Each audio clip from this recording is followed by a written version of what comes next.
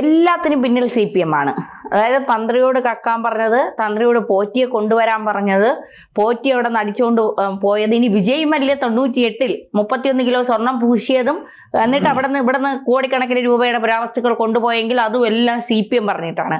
കോൺഗ്രസിന് ഇതിൽ ഒരു ബന്ധവും ഇല്ല. പ്രയാർ ഗോപാലകൃഷ്ണൻ ആരെന്ന് കോൺഗ്രസിന് അറിഞ്ഞൂടാ. വാജീവാഹനം കൊണ്ടുപോയത് ഹൈക്കോടതി പറഞ്ഞിട്ടാണ്. എല്ലാം CPMന്റെ തലയിലാണ്. കോൺഗ്രസ് വളരെ സേഫ് സോണിലാണ്. അതുകൊണ്ടാണ് തദ്ദേശ സ്വയംഭരണ തിരഞ്ഞെടുപ്പിൽ കോൺഗ്രസ് വിജയിച്ചതും CPMന് തിരിച്ചടി കിട്ടിയത്.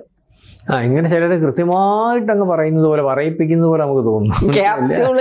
ക്യാപ്സൂളുകൾ ചില മാധ്യമങ്ങൾ അതേ രീതിയിൽ പറയാൻ ശ്രമിക്കുന്നു. അതിൻ്റെ കാരണം എന്താണെന്ന് നമുക്കറിയത്തില്ല. കാരണം പലതും വെളുപ്പിക്കാൻ പുള്ളി ഇറങ്ങിയിട്ട്, പുള്ളിയും വെളുത്ത് വെളുപ്പിക്കാൻ ഇറങ്ങിയ സാധനവും വെളുത്തിട്ടിരിക്കുന്ന പിന്നെ പുറകിലായി ഇപ്പോൾ ഇതും. കാരണം ഇതിനകത്ത് ആര് മോഷ്ടിച്ചാലും നമ്മൾ ആദ്യമായിട്ടേ പറയുന്നുണ്ട്, CPMന്റെ പുറകിൽ നിന്നപ്പോൾ നമ്മളുടെ ചാനൽ അല്ലെങ്കിൽ നമ്മളെ പറഞ്ഞിട്ടുള്ളൂ ഇതിനകത്ത് CPM മാത്രമല്ല കോൺഗ്രസും BJP ഉണ്ടെന്ന് പറഞ്ഞു. ഇപ്പോഴും പറയുന്നു. ഇതിനകത്ത് ഈ വിഷയം വെളിയിൽ വന്നത് ഒരു പക്ഷേ ഈ പറയുന്ന ദ്വാരപാല ശില്പത്തിൻ്റെയും വാതിൽപ്പടിയുടെയും കേസ്, അല്ലെങ്കിൽ അതിനകത്ത് സ്വർണം പൂശാൻ പോയതിനകത്ത് കുഴപ്പമുണ്ടെന്ന് കണ്ട് ഒരാൾ കമ്മീഷൻ പരാതി കൊടുത്തതാ. ആ പരാതിയുടെ പുറകിൽ ആരാ നമ്മൾ ആലോചിക്കേണ്ടി വരും. ആ പരാതിക്ക് ശേഷം കോടതി അതിനകത്ത് നിഗൂഢത, അതിനകത്ത് കൊള്ള, അതിൻ്റെ വ്യാപ്തി, ഒരുപക്ഷെ ഇത് കോടതി ആരെങ്കിലും അതുപോലെ ബോധ്യപ്പെടുത്താൻ കഴിയുന്ന ഈ പരാതി അതിന് ശേഷമായിരിക്കും കൊടുത്തത് പോലും. ഈ പറയുന്ന ജഡ്ജിയോ അതുപോലെ ഉത്തരവാദിത്തപ്പെട്ടവർ ഇത് ശബരിമല വിഷയമായതുകൊണ്ട് ഇതുപോലെ ഇരുന്ന് ബോധ്യപ്പെടുത്താൻ പറ്റുന്ന ആരോ കോടതിയുടെ ഉത്തരവാദിത്തപ്പെട്ട അല്ലെങ്കിൽ ജഡ്ജിയെ തന്നെ ബോധ്യപ്പെടുത്തിയതിൻ്റെ ഭാഗമായിട്ടായിരിക്കും ഇങ്ങനത്തെ ഒരു കാര്യം ഞങ്ങൾ ഏറ്റെടുത്തോളാം, ഞങ്ങൾ അന്വേഷിച്ചോളാം, ഞങ്ങൾ അന്വേഷണ കമ്മീഷനെ വെച്ചോളാം, എന്നിട്ട് അന്വേഷിച്ച് അതിനകത്ത് ഇഴകീറി ഇടപെടുന്ന കോടതി, ആരെയൊക്കെ ചോദ്യം ചെയ്യണമെന്ന് പറയുന്ന കോടതി ഒക്കെ നമ്മൾ കണ്ടതാണ്. ഏറ്റവും അവസാനം ഇപ്പോൾ വന്നേക്കുന്നത് 98 അന്വേഷിക്കാം. നമ്മൾ ആദ്യം പറഞ്ഞ ചാനൽ ആരാ? 98-ൽ ഈ പറയുന്ന മീഡിയ മലയാളം 98-ൽ ഈ പറയുന്ന അയാളുടെ പേരെന്ത്, വിജയ് മല്യ. അവനിപ്പോ ഇവിടെ ഇല്ല. അതോടുകൂടി ഇന്ത്യനെ പോകേണ്ടി വന്നു. പക്ഷെ അവൻ അന്ന് 40 കിലോ സ്വർണം, 40 കിലോ സ്വർണത്തിന്റെ കണക്കാ പറയുന്നത്. 40 കിലോ സ്വർണം പൂശാൻ തീരുമാനിച്ചത് അവിടുത്തെ പഴയ പാളികൾ ഉൾപ്പെടെ ഇളക്കിക്കൊണ്ട് പോയി. അതിന്റെ മൂല്യം കോടികൾ ഉണ്ടായിരുന്നു. അത് കണ്ടുകൊണ്ട് ആ ഒരു ബിസിനസ് ആയിരുന്നു, സംശയമുണ്ട്, അത് അന്വേഷിക്കണം എന്ന് പറഞ്ഞു. അതിനുശേഷം ഇങ്ങോട്ട് വന്നു. ഇതിനു മുമ്പുള്ള കാര്യം അന്വേഷിക്കണമല്ലോ. ഈ പറയുന്നതിനകത്ത് പറയുന്നു പ്രതികളായിട്ടുള്ളവർ CPMകാർ, അവന്മാർ കട്ടിട്ടുണ്ട്, അവന്മാർ പ്രതികളാണ്. ആ അയ്യപ്പൻ്റെ മുതൽ കട്ടിട്ടുണ്ട്, പ്രതികളാണ്. അതിന് ആര് നിർത്തുന്നുണ്ടെങ്കിലും പ്രതികളാണ്. അതിനകത്ത് മന്ത്രിമാരുണ്ടെങ്കിലും അതിനകത്തൊന്നും തർക്കമില്ല. പക്ഷേ അതിനകത്ത് പ്രതികളെ പിടിച്ചവരുടെ മൊഴിയും കൂടെ കേൾക്കണമല്ലോ. അവരാണല്ലോ ചെയ്തത്. അത് മേസറുണ്ടാക്കി സ്വർണ്ണ കൊള്ളയ്ക്ക് വേണ്ടി സ്വർണം പൂശിയിരുന്നത്, അല്ലെങ്കിൽ സ്വർണ്ണ പാളികൾ ഈ പറയുന്ന വാസു ഉൾപ്പെടെയുള്ളവർ ചെമ്പാക്കി എഴുതിയതിൻ്റെ കീഴിൽ തന്ത്രിയും അല്ലെങ്കിൽ മേൽശാന്തിയും അതിൻ്റെ കോൺഗ്രസിൻ്റെ മുരാരി ബാബുവും അല്ലെങ്കിൽ ഈ പിടിച്ച ഉദ്യോഗസ്ഥന്മാർ മൊത്തം കോൺഗ്രസിന്റെ ആൾക്കാരറിയാം, കോൺഗ്രസ് യൂണിയനകത്തുള്ളവരാ. അപ്പൊ കൊള്ളയ്ക്കകത്ത് എല്ലാവരും ഒന്നിച്ചുണ്ടല്ലോ. അപ്പൊ അതിനകത്തുനിന്ന് ആ പ്രതികൾ പറയുക ഇതുപോലെ കൊള്ള നേരത്തെ നടന്നിട്ടുണ്ട്, 18-ാം പടിയുടെ കാര്യത്തിലും അല്ലെങ്കിൽ ഈ പറയുന്ന കൊടിമരത്തിന്റെ കാര്യത്തിലൊക്കെ നടന്നിട്ടുണ്ട്. അപ്പൊ അത് അന്വേഷിക്കുകയോ വേണ്ടായോ? അപ്പോൾ പ്രയാർ ഗോപാലകൃഷ്ണൻ അന്നിരുന്നോണ്ട് അന്വേഷിക്കണ്ടായോ? അല്ലെങ്കിൽ താജേത്തറയിൽ അന്നിരുന്ന് കാണിച്ച തോന്നിവാസം അന്വേഷിക്കണ്ടേ? 2012-ൽ ഇത് ഈ മാതിരിയുള്ള ഈ വാജിവാഹനം ഉൾപ്പെടെയുള്ള അല്ലെങ്കിൽ വിലവെടുപ്പുള്ളത് തന്ത്രിയുടേതാണെന്ന് പറഞ്ഞാലും അത് ദേവസ്വം ബോഡി ഹോൾഡ് ചെയ്യാനും അല്ലെങ്കിൽ സ്ട്രോങ് റൂമിൽ ഹോൾഡ് ചെയ്യാനും ഉള്ള അതിനെ മറികടന്ന് കൊടുത്ത കാര്യം അന്വേഷിക്കണ്ടായോ? അതിൻ്റെ അകത്ത് ആ തന്ത്രിയെ വെള്ള പൂശിയാൻ ഈ കോൺഗ്രസ് നേതാക്കന്മാർ നിന്ന കാര്യം അന്വേഷിക്കണ്ടായോ? അല്ലെങ്കിൽ ഈ പറയുന്നത് പോലെ അവിടെ കോൺഗ്രസിന്റെ ഭരണകാലത്ത് ഇരുന്ന ഈ ദേവസ്വം ബോർഡ് മന്ത്രി ശിവകുമാർ മോട്ടിച്ചാരും അന്വേഷിക്കണ്ടേ? ശിവകുമാറിൻ്റെ അനിയൻ അവിടെ നിന്ന് കോടിക്കണക്കിന് രൂപ കൊള്ളയടിച്ച കാര്യം ആരെങ്കിലും പറഞ്ഞാൽ അതിനകത്ത് അന്വേഷണം വേണ്ടേ? അപ്പോൾ അതിനകത്ത് എന്താ ദഹനക്കേട് വരുന്നത്? CPM അല്ലെങ്കിൽ എന്താണ് ഈ പറയുന്ന കാര്യങ്ങൾക്കകത്ത് കോൺഗ്രസ് ഇല്ലെങ്കിൽ ഞാൻ ചോദിക്കുന്നു, കോൺഗ്രസ് നേതാക്കന്മാർ സോണിയാഗാന്ധിയുടെ കൂടെ ഉണ്ണികൃഷ്ണൻ പോറ്റിയുടെ ഭാര്യയും ഉണ്ണികൃഷ്ണൻ പോറ്റി നിന്നതിനകത്ത് എന്താണ് കാര്യം? എന്തിനു പോയി? സോണിയാഗാന്ധി പത്രക്കുറിപ്പ് പറയട്ടെ, ഇത് വലിയൊരു വിഷയമാണല്ലോ, ഇന്ത്യയിലെ മറ്റൊരു വലിയ വിഷയമാണല്ലോ, അല്ലെങ്കിൽ അത്രയ്ക്ക് ഔദ്യോഗികമായിട്ടുള്ള കാര്യമാണല്ലോ, അല്ലെങ്കിൽ അതിന് ഉത്തരവാദിത്തപ്പെട്ട നേതാക്കന്മാർ പറയട്ടെ. അങ്ങനെ പറയാറുണ്ടല്ലോ. CPM പറഞ്ഞല്ലോ. എന്ത് പറഞ്ഞാലും CPMന്റെ ആൾക്കാർ അകത്ത് കിടക്കുമ്പോൾ CPMന്റെ സംസ്ഥാന സെക്രട്ടറി വെളി വന്നിരുന്ന് പറഞ്ഞല്ലോ. ആ കാര്യത്തിൽ എനിക്ക് CPMനോട് താല്പര്യമുണ്ട്. ഇതിനകത്ത് മോട്ടിച്ചു, അയ്യപ്പൻ്റെ ഒരു തരി സ്വർണ്ണം മോട്ടിച്ച ഒരുത്തന് CPMനകത്ത് കാണത്തില്ല. അങ്ങനെ പറഞ്ഞല്ലോ. ശരിയോ തെറ്റോ? അപ്പൊ എന്നെ സംരക്ഷിക്കുന്നില്ല, പറഞ്ഞല്ലോ. അതുപോലെ എന്താ സോണിയാഗാന്ധിയുടെ കൂടെ ഉണ്ണികൃഷ്ണൻ പോറ്റി സോണിയാഗാന്ധിയുടെ കൂടെ എങ്ങനെ വന്നു? അവരുടെ കുടുംബം എങ്ങനെ വന്നു? ഗോവർദ്ധന്റെ കൂടെ സോണിയാഗാന്ധി എങ്ങനെ വന്നു? കുടുംബം എങ്ങനെ വന്നു? പ്രകാശ് എങ്ങനെ വരുന്നു? പ്രയാർ ഗോപാലകൃഷ്ണൻ എങ്ങനെ വരുന്നു? പത്തനംതിട്ട MP ആന്റോ ആന്റണി എങ്ങനെ വരുന്നു? ഇതിനൊന്നും മറുപടിയില്ല. ഒന്നുമില്ല. അപ്പം ഇതിനകത്ത് കോൺഗ്രസ് ഇല്ലെന്നങ്ങ് പറഞ്ഞാൽ അങ്ങ് മൊത്തം CPM ഓട്ടിച്ചിട്ടുണ്ടാവും. ഈ കൊള്ളയ്ക്കകത്ത് ഇവരെല്ലാം കൂടെ കാണും, ആ ഒരു കാർട്ടലിനകത്ത് ഇവരെല്ലാം കാണും. അതേ പറഞ്ഞുള്ളൂ. കോൺഗ്രസ് ഇല്ല. കോൺഗ്രസ് അല്ല. കോൺഗ്രസ് ഒരിക്കലും ഇല്ല. ഇതിൻ്റെ മൊത്തം കസ്റ്റോഡിയൻ ചില ഇടത്ത് ഞാൻ കണ്ടതാണ്, മൊത്തം കസ്റ്റോഡിയൻ ഈ പറയുന്ന പോലെ ആണെന്ന് പറഞ്ഞാൽ വിശ്വസിക്കാൻ പറ്റുന്നൊരവസ്ഥയില്ല.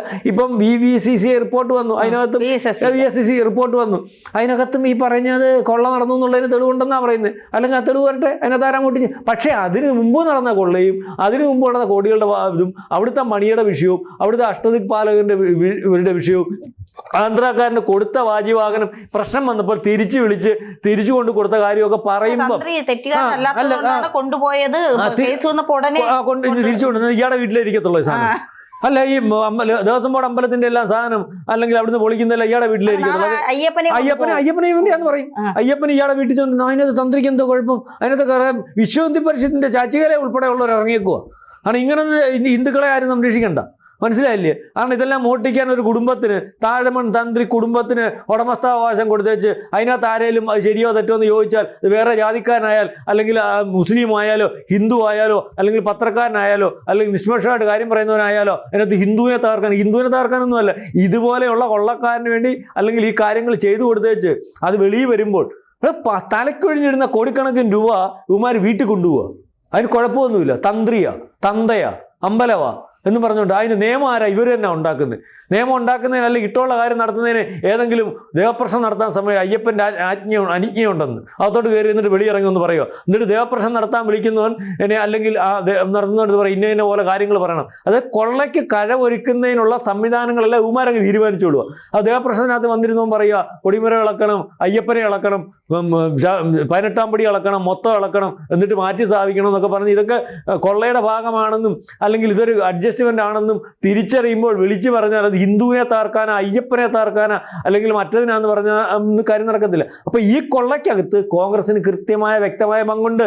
അതുകൊണ്ടാണ് നിസ്സാര വിഷയത്തിന് പോലും ഒരു പൂച്ച കുറുക്കി ആടിയാൽ അല്ലെങ്കിൽ ഈ നമ്മുടെ പ്രതിപക്ഷ നേതാവ് വരുമ്പോൾ കാരണം മുമ്പിൽ കൂടെ പൂച്ച കുറുക്കി ആടിയാൽ പറയും അത് പിണറായി വിജയൻ്റെ പൂച്ചയാണെന്ന് പറയുന്ന പ്രതിപക്ഷ നേതാവ് എന്താ സ്വർണ്ണക്കൊള്ളയുടെ കാര്യത്തിൽ പറയാത്തെ?